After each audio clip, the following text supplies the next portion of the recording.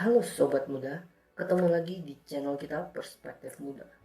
Perkenalkan, untuk yang pertama kali baru datang di channel ini, nama gue Felix. Gue adalah seorang mahasiswa di salah satu universitas swasta di Indonesia. Dan gue kali ini akan bahas topik yang hangat banget, topik yang sedang lagi di riset dan dicari tahu, dan waduh, jadi berita di mana-mana. Apalagi kalau bukan COVID-19 atau coronavirus. Nah, di sini gue nggak mau ngebahas terlalu banyak tentang COVID karena kalian juga udah tahu update beritanya di mana-mana. Tapi yang penting di sini adalah gue mau ngingetin aja untuk COVID, selalu pantau berita, selalu lihat tentang update-update tentang siapa tahu ada hal-hal yang harus kayak diminum atau dimakan untuk menghindari COVID. Kalian kalau tidak ada kepentingan, kalau bisa jangan keluar dulu dan sebagainya. Untuk apa kewaspadaan juga ditingkatkan. Jadi semua yang diberikan oleh pemerintah kalau bisa dibaca supaya kita juga bisa menjaga kewaspadaan, supaya kita ngerti apa sih yang harus kita jaga. Oh, kita harus cuci tangan, kita harus ada social distances dulu dan sebagainya. Nah, tapi di video ini gue nggak mau ngebahas terlalu ke sana. Yang gue mau bahas di sini bagaimana dari adanya COVID atau coronavirus ini kita bisa belajar. Belajar apa? Sesuai dengan topik kita bisa belajar hukum dari corona. Oke, langsung saja. Yang pertama, yang paling terkenal apa coba kalau corona? Yang ngetrend, gitu kan. Sesuatu isu yang ngetrend karena adanya corona. Cluenya, barang yang tadinya di mana-mana masih ada, cuma beberapa orang kok yang beli, tiba-tiba sekarang kosong, di mana-mana nggak ada, terus tiba-tiba harganya blok. Ayo, cluenya, ayo apa coba? Tiba-tiba itu jadi barang premium sekarang, dicari orang, udah dicari orang harganya mahal lagi kan. Waduh, apa coba? Tebak coba. Jawabannya adalah masker. Yes, yang jawab masker benar ya. Nah, yang pertama berkaitan dengan itu, regulasi penimbunan barang. Nah, tapi gue sebelum gue menjelasin, ada perbedaan sedikit. Dari aspek bisnis, dosen gue juga menjelaskan ada perbedaan. Satu stok, satu penimbunan barang. Kalau stok, itu dia melakukan udah biasa kebiasaan, ada regularly basis. Jadi dia udah dari bulan ke bulan, dari misal bahkan dari 5 tahun yang lalu emang dia bisnisnya masker. Jadi dia beli itu bukan buat nimbun, tapi dia beli buat nyetok. Satu lagi, dia menimbun. Jadi tiba-tiba pasti ketemu isu, wah tiba-tiba dia beli dalam stok banyak, terus tiba-tiba dia timbun, dia nggak jual. Pas orang butuh dia jual harga tinggi. Itu penimbunan. Emang beda tipis, bisa menciptakan celah hukum. Tapi gue cuma bilang bahwa bukannya oh berarti itu bisa dipakai dengan penimbunan, bukan. Maksudnya gue cuma bilang bahwa oh, dari aspek ekonomi ada loh yang namanya stok, ada yang namanya upaya toko untuk melakukan stok restock gitu kan. Untuk menyetok barang-barang dia. Ya kalau stok berarti dia beli kuantiti besar nggak? Iya, iya, bisa disamakan dengan penimbunan, bisa. Tapi kita lihat dulu bahwa apakah dia melakukan itu dari dulu. Berarti kalau itu nggak penimbunan, emang dia mau nyetok. Atau di baru-baru ini. Nah, kalau baru-baru ini penimbunan, nah itu yang harus dibedakan gitu. Nah, berdasarkan aturan ya penimbunan barang, mengenai penimbunan barang itu harus dicatat, kalian harus ingat, hati-hati jangan melakukan penimbunan barang karena gini, penimbunan terhadap kebutuhan pokok serta hal penting seperti contohnya masker di tengah wabah virus corona saat ini itu merupakan pelanggaran terhadap ketentuan Pasal 29 ayat 1 Junto Pasal 107 Undang-Undang Nomor 7 Tahun 2014 tentang perdagangan. Itu hati-hati ya.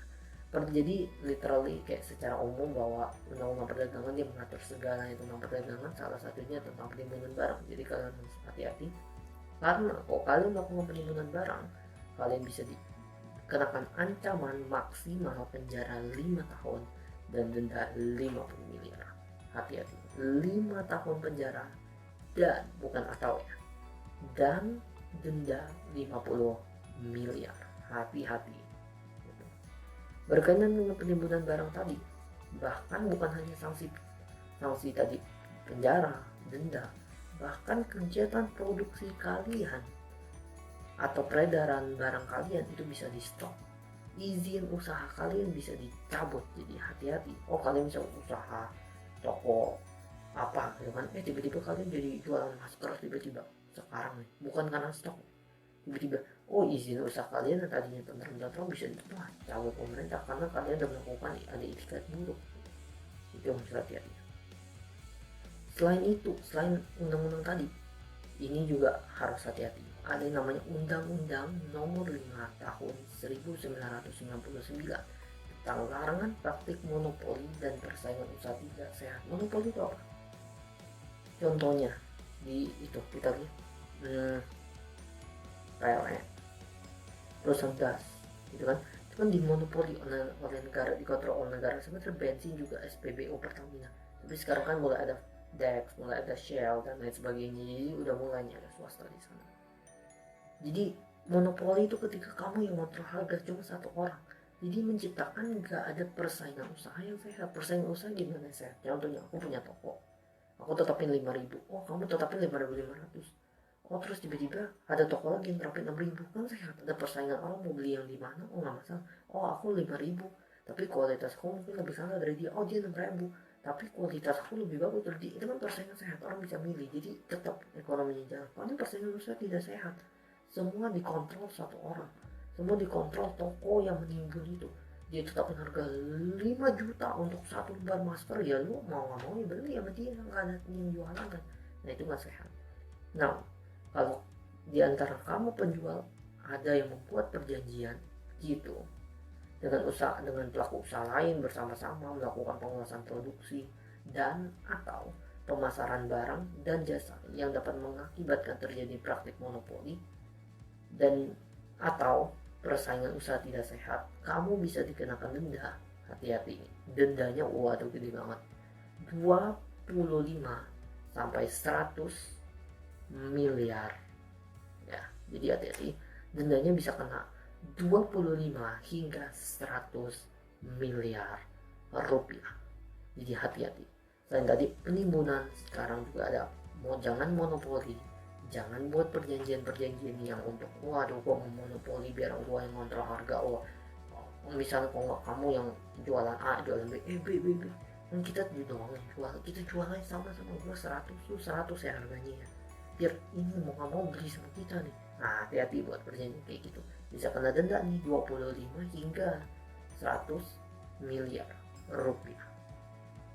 Next, Menteri kita Johnny G. Plate mengingatkan bahwa isu ketiga selain penimbunan tadi, adanya monopoli persaingan tidak sehat, juga nggak boleh melakukan hoax. Jangan menyebarkan hoax, jangan buat berita-berita hoax, karena jika terjadi pelanggaran terhadap undang-undang ITE gitu ya, penyebar berita hoax bisa dikenakan sanksi yang diatur dalam pasal 28 ayat 1 Undang-Undang Nomor 11 Tahun 2008 tentang Informasi dan Transaksi Elektronik. Jadi ITE kepanjangannya adalah Informasi dan Transaksi Elektronik. Juga di pasal 45 pasal 28 ayat 1 Undang-Undang Nomor 11 Tahun 2008 tentang Informasi dan Transaksi Elektronik. Pasal 45 ayat 1 Undang-Undang Nomor 19 Tahun 2016 tentang perubahan atas Undang-Undang Nomor 11 Tahun 2008 tentang informasi dan transaksi elektronik. Jadi pokoknya di dua undang-undang ini atau yang sudah lebih diupdate itu di undang-undang ini, di UU ITE, kita bisa lihat bahwa kita tidak boleh melakukan atau menciptakan berita-berita hoax, karena kalau enggak bisa dikenakan sanksi, di mana pasal itu menyatakan setiap orang yang dengan sengaja dan tanpa hak menyebarkan berita bohong dan menyesatkan yang mengakibatkan kerugian konsumen dalam transaksi elektronik bisa dipidana dengan pidana penjara paling lama 6 tahun dan atau denda paling banyak berapa ini? 1 miliar rupiah. Jadi kalau hoax bisa kena penjara paling lama 6 tahun dan atau denda 1 miliar rupiah. Hati-hati, itu yang ketiga. Next, kita belajar lagi. Nah karena ada corona nih, jadi muncul kayak gini, jadi kita bisa belajar ya untuk jangan sampai melakukan itu. Bahkan selain dari sudut pandang kriminologi atau kriminal, sebenarnya kita juga bisa belajar dari ini bahwa kalau melakukan ITE, wah bisa dipenjara, bisa dipenjara. Ini gue bukan bilang oh berarti hukum kita salah, enggak. Tapi untuk aparat penegak hukum, sebaiknya di berbagai negara juga kalau memang udah kelewatan, memang itu merupakan pelanggaran terhadap undang-undang, penjara, melakukan tindak pidana benar. Tapi sebisa mungkin kalau misalnya tidak perlu, coba untuk nggak usah dipenjara dulu, karena satu, susah, kasihan ekonomi negara, yang kedua penuh-penuh penjara juga gitu loh. Karena dari sudut pandang kebijakan kriminal atau criminal policy, penggunaan pidana secara tidak terukur itu bisa mengakibatkan kriminalisasi atas perbuatan atau subjek yang mestinya tidak perlu dikriminalkan. Jadi contohnya, mestinya nih dia restock, tapi kan salah, masuk ke penjara. Memang sebenarnya nggak perlu dikriminalisasi, nggak perlu dipenjara, dia dipenjara. Jadi itu bukannya berarti oh nggak perlu dipenjara, tapi lebih hati-hati aja, lebih dicek lagi apakah benar-benar dia salah, atau siapa tahu dia korban atau dia penipuan, atau maksudnya bukan korban, maksudnya korban ditipu sama orang. Wah harus simpenin dong bang gua, biar dia yang ditangkap gitu, bukan orang yang melakukan kejahatannya. Nah contohnya kayak gitu. Jadi itu hanya untuk kita belajar bahwa dari kasus corona ini juga ada loh orang jadi terkuat bahwa terungkit bahwa jangan terlalu penjara juga, nanti jadinya over criminalization gitu. Karena sanksi itu bukan hanya pada penjara dan pembalasan yang sifatnya retributive justice tuh kita pokoknya maunya ada balasan yang setimpal buat orang itu. Kalau dia udah melakukan gua juga harus melakukan yang setimpal untuk balas, itu namanya retributive justice. Karena bisa juga ada nih bahwa upaya hukum tuh bukan satu-satunya, bukan cuma pidana doang, tapi bisa ada non penal. Misalnya contohnya, jadi dia yang dari tadinya melakukan berita hoax dia penjara, mendingan suruh dia, karena lu nyebarin berita hoax, lu kan suka nyebarin berita, nah lu sebarin dia berita, lu bantuin gua sini, lu bantuin, jangan di rumah, lu bantuin gua sosialisasi penanganan virus dan penggunaan masker agar tidak berlebihan. Gimana kalau suka berita-berita, nah lo bantuin gua berita yang benar sih, bantuin, daripada di penjara bantuin aja, kan lumayan aparat yang buat divisi sosialisasi jadi bisa lebih irit, bisa dipakai buat yang lain gitu. Nah jadi nggak semuanya harus hukuman penal, bisa juga hukuman non penal atau non hukum penal itu hukum gitu. Itu untuk sisi ahli dari kriminologi. Tapi emang benar sih kalau misalnya kita melakukan sesuatu yang melanggar hukum, ya sesuai undang-undang yang sanksinya di pidana. Cuma maksudnya di sini biar nggak terlalu apa-apa langsung penjara jadi ya gak dicek. Tapi kalau emang itu salah, tetap undang-undang regulasi itu harus berlaku. Next, ada juga undang-undang tahun 1984 tentang wabah penyakit menular gitu kan. Poinnya, sanksi bagi yang menghalangi penanggulangan penyakit menular itu bisa dikenakan undang-undang ini. Jadi contohnya nih corona kan, terus tiba-tiba mesti dia ditanggulangi, dibantuin, tiba-tiba karena tiba-tiba ada satu dan lain, kita nggak mau, kita menghalangi, nggak boleh, ini ada penanggulangan, nggak boleh dia ditanggulangi. Nah kamu melakukan itu bisa kena sanksi dari undang-undang ini gitu. Next, ada juga PP-nya. Kan dulu di video sebelumnya aku bilang ada undang-undang, terus ada pelaksananya PP. Nah ini pelaksanaan undang-undang yang tadi, PP nomor 40 tahun 1991 tentang penanggulangan wabah penyakit menular. Itu dia juga ada, dia bilang bahwa ada pokoknya PP ini mengatur bagaimana upaya penanggulangan dilakukan. Dia mengatur apa yang harus dilakukan pemerintah pusat dan daerah. Kalau misalnya penyakit menular, jadi di sini lebih kepada untuk pemerintah. Dia atur pemerintah melakukan apa aja sih kalau misalnya ada kayak corona gini, ada penyakit menular kayak gini, itu di PP atau peraturan pemerintah. Ini merupakan peraturan untuk melaksanakan atau peraturan pelaksana dari undang-undang yang tadi, undang-undang 4 tahun 1984. Jadi habis undang-undang biar bisa dilaksanakan peraturan pemerintah PP, dan dia laksanainnya dengan ini. Jadi si pemerintah ngeraju ke sini, referensi ke sini, gue harus ngelakuin apa aja sih kalau misalnya ada kayak corona ini, ada penyakit menular kayak gini, ya dari PP ini gitu. Nah jadi sebetulnya masih banyak lagi ya ini gitu. Gue pilih yang paling ini aja. Nah ini juga nih, sesuai pasal 17 huruf H dan I, informasi pribadi dikecualikan bila terkait dengan riwayat. Ulang. Oke, nah ini juga nih, ini juga harus hati-hati. Kerahasiaan data pasien itu sesuai dengan Undang-Undang Nomor 14 Tahun 2008 tentang keterbukaan informasi publik. Ingat gak yang tentang pasien 0102 gitu, yang tiba-tiba dia dikasih tahu, wah dia dari sini. Nah itu juga harus hati-hati. Bukan cuma untuk orang-orang pejabat dong, tapi bahkan kita yang terkecil, masyarakat biasa aja, kita juga harus hati-hati. Jangan sampai kita sebenarnya mau bantu kan, kita enggak, lupa, kita bocorin, kita kasih tahu informasi rahasia. Itu nggak boleh, karena sesuai pasal 17 huruf H dan I, informasi publik dikecualikan bila terkait dengan riwayat kondisi anggota keluarga, perawatan kesehatan fisik dan psikis seseorang. Arif adalah orang yang mengerti tentang hal-hal seperti ini, mengungkapkan identitas penderita corona secara terbuka. Ketika yang tadi dikasih tahu itu adalah pelanggaran hak pribadi, sehingga informasi pribadi hanya bisa diungkap atas izin yang bersangkutan atau jika ada pengisian jabatan publik. Jadi untuk berita-berita contohnya kayak corona gini kan, dikasih tahu, di sini udah, karena itu informasi publik apa. Tapi kalau udah menyangkut informasi privasi, kita harus hati-hati. Kita mau kasih tahu di sini bahaya, kita keceplosan ngomong identitas pribadi, nama, tempat tinggal apa, itu nggak boleh gitu loh, karena itu udah melanggar gitu loh, itu udah melanggar, nggak boleh, kecuali udah ada konsen. Konsen itu apa sih?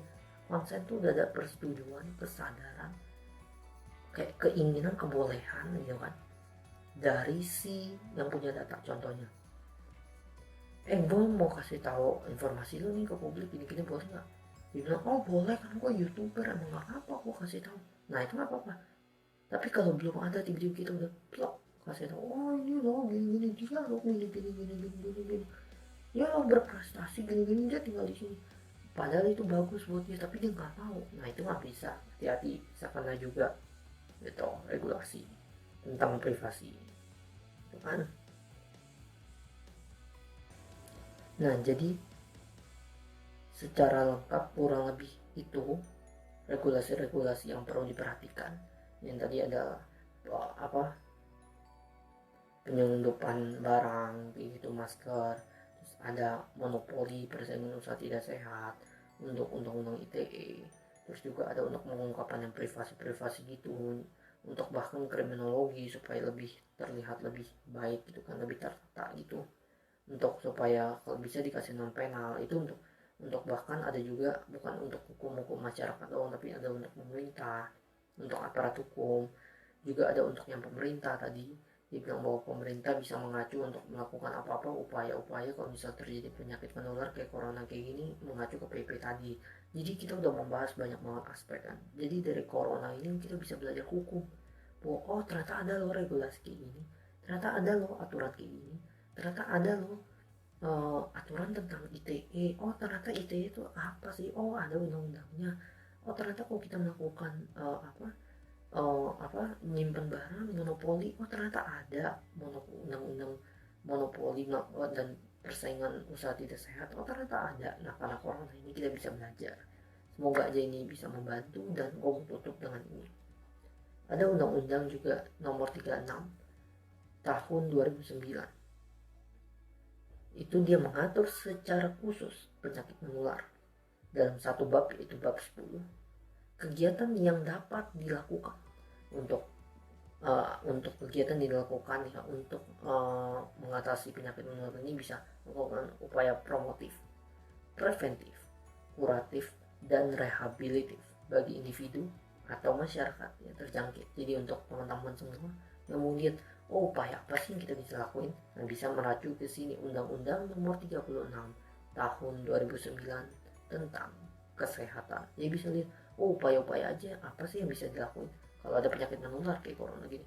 Upaya promotif, preventif, kuratif, dan rehabilitatif. Jadi semoga ini membantu. Kalau misalnya upaya-upaya bisa dilihat di situ. Kalau misalnya wah ada yang ngajakin untuk monopoli, bisa lihat ke undang-undang tadi supaya jangan melakukan, diingetin. Kalau misalnya ada yang mau melakukan penimbunan bisa dilihat. Kalau misalnya ada yang kenalan atau bapak ibunya aparat hukum, dia mau penjara mungkin bisa diingetin, oh pak bu bagus ya juga untuk non penal. Atau misalnya ada teman yang pemerintah, pak untuk mau lihat aturan-aturan bisa ke PP. Nah jadi semoga ini membantu untuk teman-teman yang juga mau lihat upaya-upaya apa yang bisa dilakuin, bisa ngeracu ke undang-undang ini dan juga bisa lihat update beritanya ke pemerintah. Jangan nyebarin hoax juga, hati-hati karena tangan dan jari kalian, informasi yang kalian berikan bisa jadi membantu tapi bisa juga menyesatkan. Jadi kasih informasi yang kredibel, percaya, hati-hati dengan informasi apa dari situs-situs yang dari situs-situs yang kurang kredibel. Jamin percayalah kepada informasi yang diberikan oleh pemerintah, percaya kepada satu sumber yang kredibel yang resmi supaya kalian benar-benar bisa dapat informasi terupdate, supaya kalian bisa tetap waspada, tetap bisa hati-hati, tapi juga enggak jadi jadiin kayak trauma atau gimana. Tetap jaga aja, jaga daya tahan tubuh, jaga kebersihan, karena itu yang penting. Karena tindakan kalian itu bisa memperburuk atau memperbaiki lingkungan juga. Jadi hati-hati dengan semua tindakan kalian. Jangan sampai tindakan kalian nanti merusak lingkungan. Jangan sampai tindakan kalian itu malah memperburuk keadaan gitu. Jadi karena kita harus solidaritas, kita harus saling mendukung dalam kondisi kayak gini. Yes, mungkin begitu aja video dari gue kali ini tentang belajar hukum dari COVID-19 atau Corona. Semoga video ini membantu. Semoga video ini bisa memberikan pencerahan lebih lagi tentang dunia hukum dari corona. Dan semoga regulasi-regulasi ini bisa membuat kalian lebih paham tentang gue nggak boleh melakukan ini, gue nggak boleh melakukan itu, dan hukum-hukum di Indonesia bisa lebih diterapkan lagi dengan upaya kecil ini, dengan langkah kecil yang gue lakukan ini. Oke, terima kasih teman-teman udah nonton. Jangan lupa like, comment, share, dan subscribe. Sampai jumpa di video selanjutnya. Bye.